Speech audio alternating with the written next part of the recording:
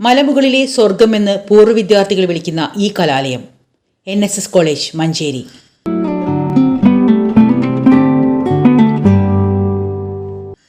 വിദ്യാഭ്യാസ രംഗത്ത് വളരെ പിന്നിലായിരുന്ന മലബാറിനെ കൈപിടിച്ചുയർത്താൻ മഞ്ചേരി കോവിലകത്തെ അന്നത്തെ ദയാലുക്കൾ സൗജന്യമായി നൽകിയ കുന്നിൻ ചരിവ്.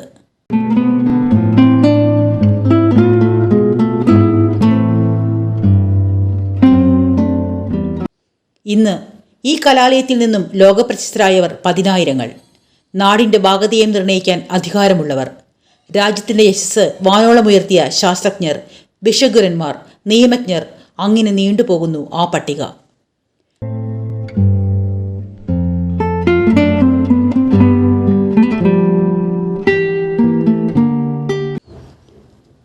നിർമ്മാണത്തിൻ്റെ പ്രൗഢിയിലും പ്രതാപത്തിലും നെഞ്ചുയർത്തി നിൽക്കുമ്പോഴും ആധുനികതയിലേക്ക് ഒരുപാട് ദൂരെ അകലെ നിൽക്കുന്ന ഈ കലാലയം കാക്കയ്ക്ക് തൻകുഞ്ഞു പൊൻകുഞ്ഞു എന്നതുപോലെയാണ് ഇവിടുത്തെ വിദ്യാർത്ഥികൾക്ക്.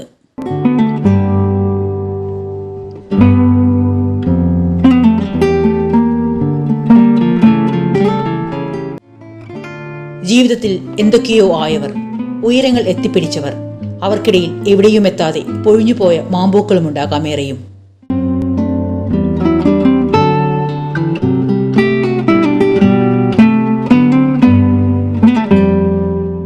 വീട്ടിൽ നിന്നും ലഭിക്കുന്ന നാണയത്തുട്ടുകൾ കൊണ്ട് ബസ് കണ്ടക്ടറുടെ ശാപവചനങ്ങൾ സഹിച്ച് എത്തുന്നവർ.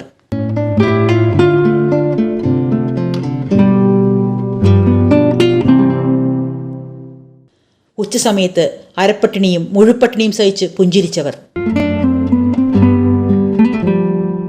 തെയ്യുവേട്ടന്റെ 50 പൈസയുടെ കപ്പയും മീൻമണം പോലുമില്ലാത്ത മീൻകറിയും അമൃതുപോലെ ഭക്ഷിച്ചവർ.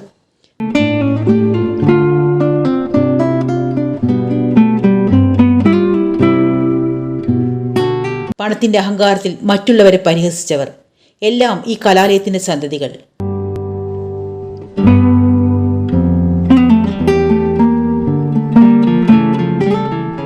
ഇടനാഴികളിൽ പ്രണയം മനസ്സിൽ പൊട്ടിമുളച്ചവർ.